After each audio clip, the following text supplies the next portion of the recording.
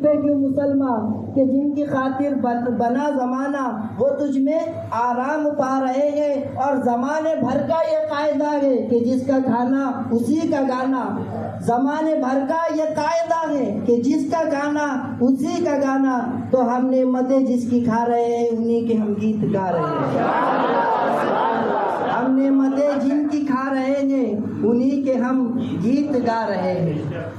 اور جو قبر میں ان کو اپنی پاؤں پکڑ کے دامن مچل ہی جاؤں، جو قبر میں ان کو اپنی پاؤں پکڑ کے دامن مچل ہی جاؤں، جو دل میں رہ کے چھپے ہیں مجھ سے وہ آج جلوہ دکھا رہے ہیں، جو دل میں رہ کے چھپے ہیں مجھ سے وہ آج جلوہ دکھا رہے ہیں۔ تو رسول کریم صلی اللہ علیہ وسلم کی شان کریمی وہ ہے جس پر خدا کی رحمت بھی ناز کرتی ہے، جس پر خدا بھی کہتا ہے یہ میرا محبوب ہے۔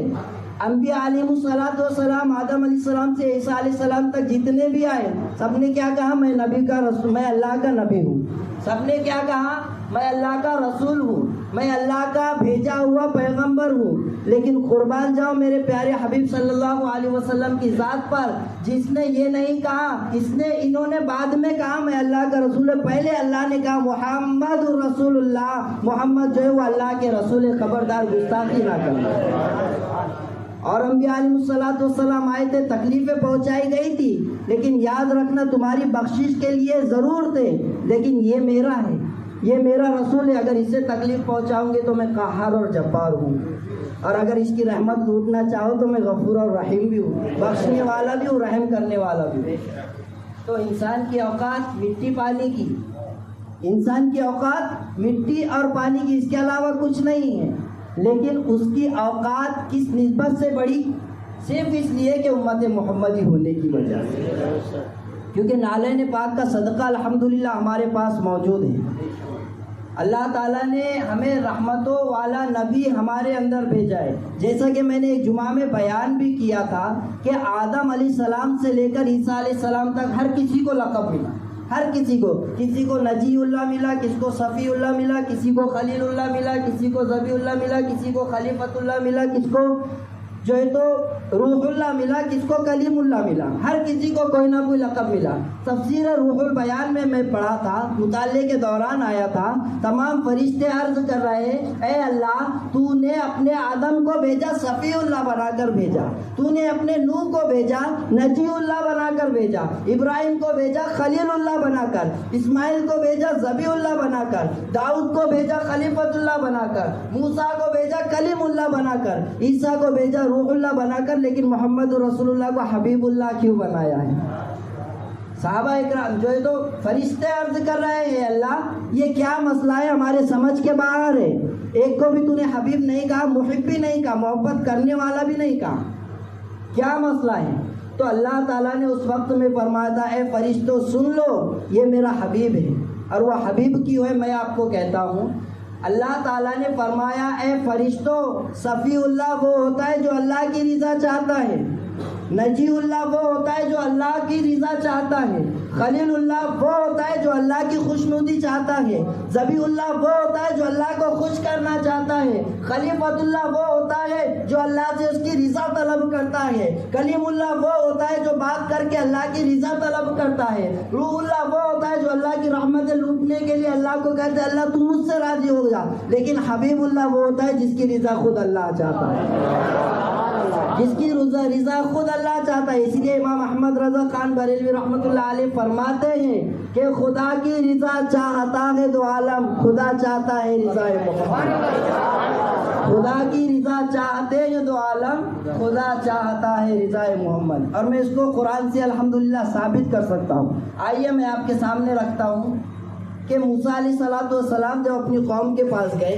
تو اپنی قوم کو پیچھے بھٹکنے کے لیے چھوڑ دیا، قوم پیچھے بھٹک رہی ہے، سامری نے اسے بھٹکا دیا، 16ویں پارے میں ذکر ہے وَمَا أَعْجَلَكَ عَنْ قَوْمِكَ يَا موسیٰ، اللہ تعالیٰ فرما رہا ہے اے موسیٰ اپنی قوم کو پیچھے رکھ کر آگے کیوں آیا ہے، تیری قوم پیچھے بھٹک چکی ہے۔ فرمایا اے اللہ قوم بھٹکے بھٹکے تو مجھ سے راضی ہو جائے میرے لیے کافی۔ یہ موسیٰ علیہ السلام کا جملہ ہے، قوم بھٹکے عجلت الیک ربی لترضی، اے اللہ میں تیرے لیے جلدی اس لیے آیا ہوں تاکہ تو مجھ سے راضی ہو جائے. لیکن 30واں پارہ ادھر اٹھا کر دیکھے کہ اللہ فرماتا ہے وَلَسَوْفَ يُعْطِيكَ رَبُّكَ فَتَرْضَىٰ. وہ موسیٰ تھے جنہوں نے اپنی قوم کو گمراہ کر کے اللہ کی طرف اس کی رضا کے لیے چلے گئے. لیکن یہ اللہ کا محبوب ہے. اللہ نے فرمایا وَلَسَوْفَ يُعْطِيكَ رَبُّكَ فَتَرْضَىٰ. اے محبوب ہم آپ کو اتنا دیں گے کہ آپ ہم سے راضی ہو جاؤ گے. آپ ہم سے جملے پر ذرا غور کریں. انبیاء علیہ السلام کہہ رہے اللہ تو ہم سے راضی ہو جا, اور اللہ نے فرمایا محمد تو مجھ سے راضی ہو جا. تو اگر راضی تو پوری دنیا راضی, کیونکہ تیری برکتوں کو میں نے اس طرح عام کیا ہوں کہ تیری ایک ادا کو نہیں, تیری ذات کو نہیں, تیرے چلنے کو ہی نہیں, تیرے کھانے کو نہیں, سر سے قدم تک لے کر میں نے تجھے رحمت ہی رحمت بنا کر. تو یہ رحمت والے نبی, رحمت والے مصطفیٰ صلی اللہ علیہ وسلم ہمارے اندر تشریف فرمائے. الحمدللہ تشریف فرمائے.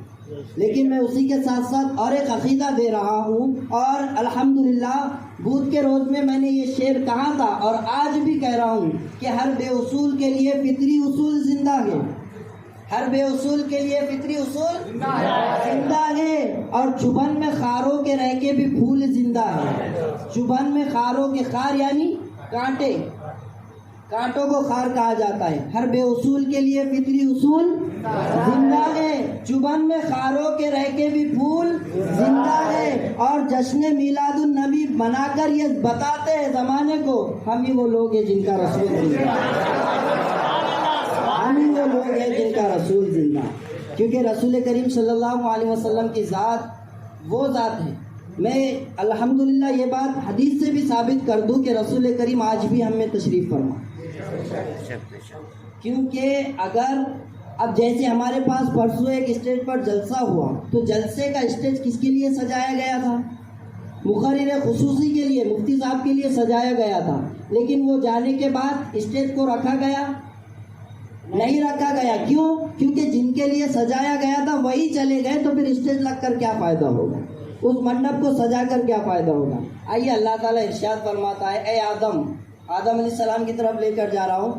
اے آدم یہ نام محمد ہے, اگر نکاح کرنا چاہتا ہے اور مہر ادا کرنا, مہر تو واجب ہے, اگر ادا کرنا چاہتا ہے تو میرے حبیب کی ذات پر درود شریف پڑھ لے.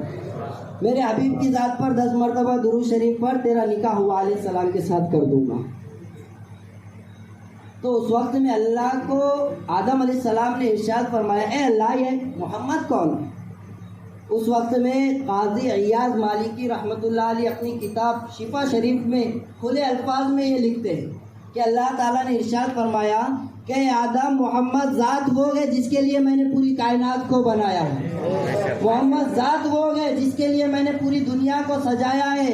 اگر وہ نہ ہوتے تو دنیا میں کوئی شخص نہیں ہوتا, اگر وہ نہ ہوتے تو کائنات کا کوئی ذرہ نہیں ہوتا, اگر وہ نہ ہوتے تو دنیا کی یہ چمک دمک نہ ہوتی, اگر وہ نہ ہوتے تو دنیا کے یہ آپسی میلے نہیں ہوتے, اگر وہ نہ ہوتے تو میں کسی نبی کو بھی نہیں بھیجتا. اور حتیٰ کہ اے آدم میری بساط اتنی ہے کہ میرے مصطفیٰ نہ ہوتے تو میں تجھے بھی پیدا نہیں کرتا. لولاک لما خلقت الافلاک والارضین, حدیث قدسی ہے.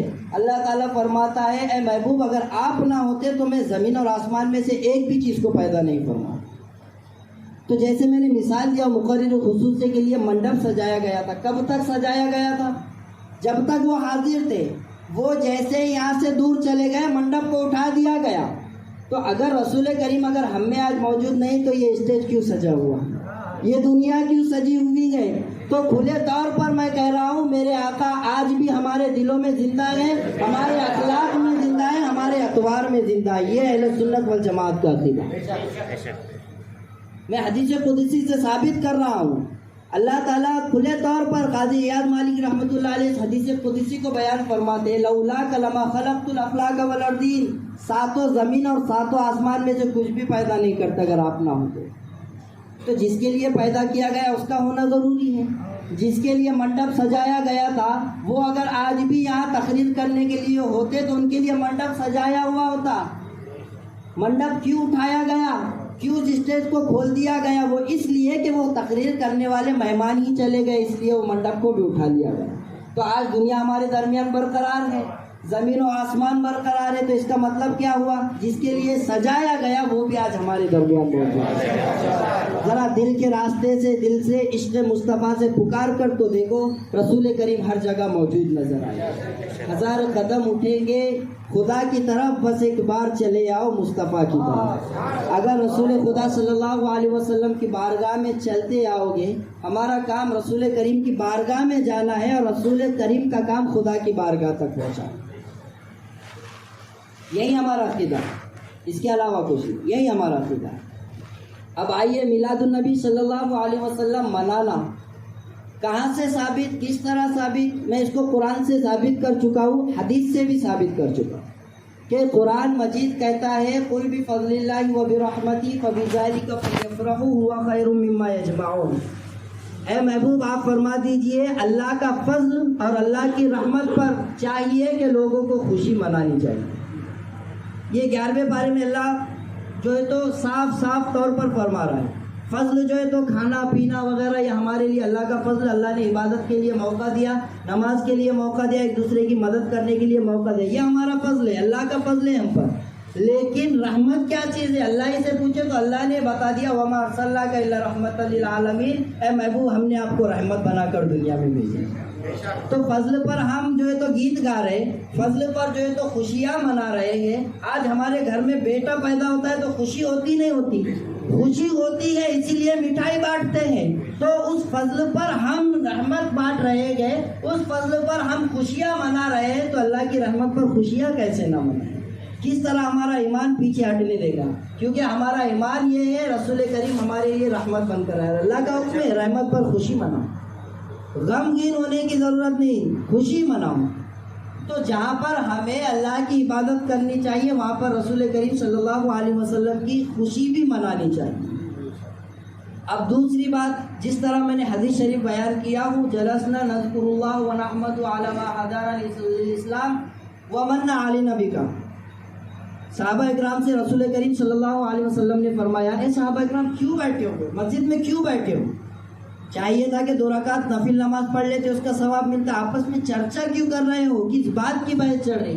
فرمایا یا رسول اللہ ہم اس لیے بیٹھے ہیں تاکہ ہم اللہ تعالیٰ کا ذکر کریں، اللہ تعالیٰ کی حمد و ثنا بیان کریں۔ کس لیے؟ کہ اللہ تعالیٰ نے ہمیں اسلام کے لیے ہدایت عطا فرمائی۔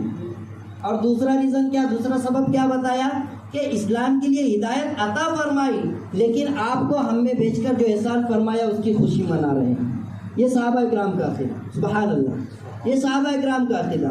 تو اس وقت میں رسول کریم صلی اللہ علیہ وسلم اگر یہ محسوس کرتے کہ میلاد منانا، اللہ کا شکر ادا کرنا یہ ناجائز ہوتا تو صحابہ اکرام کو روک دیتے۔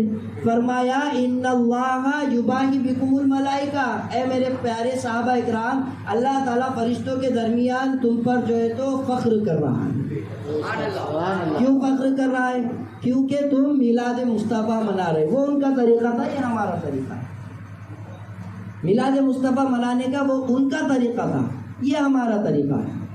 اور میں آپ کو صاف بتا دوں شریعت کیا کہتی ہے، رسول خدا جو کرے وہ کرنا، نہیں جو بولے وہ بولنا، وہ کرنا، جس کا حکم دیا وہ کرنا، کہ نہیں رسول خدا جو کرے وہ کرنا۔ مجھے جواب دیجیے، آپ جو کرے وہ کرنا چاہیے یا جو بولے وہ کرنا چاہیے؟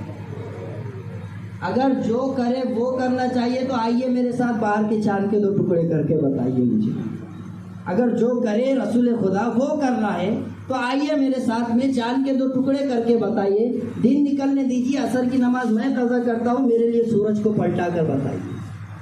اگر رسول خدا جو کرے وہ کرنا، لیکن رسول خدا جو کہے گے وہ کرنا ہے، تو رسول خدا کا کہنا مطلب صحابہ اکرام کو منع نہ کرنا، اس کا مطلب یہ ہے کہ میلاد منانے کی اجازت ہمیں عطا فرمانا۔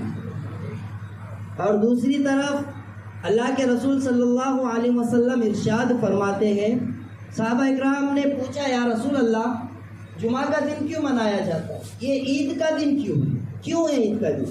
آج تک ہم جمعہ کی نمازیں پڑھ رہے ہیں، جمعہ کے دن خطبات سماعت کر رہے ہیں، عربی خطبے سن رہے ہیں، اردو تقریریں سن رہے ہیں، اچھی اچھی اخلاق کی باتیں سن رہے ہیں، لیکن کبھی غور کیا کہ عید جمعہ کیوں منائی جاتی ہے؟ تو صحابہ اکرام نے فرمایا یا رسول اللہ عید جمعہ کیا ہے، کس لیے منایا جائے؟ فرمایا اس وقت میں آدم علیہ السلام پیدا ہوئے تھے، اس لیے عید منائی جائے۔ آ رہی بات سمجھ میں؟ کس لیے؟ آدم علیہ السلام اس دن پیدا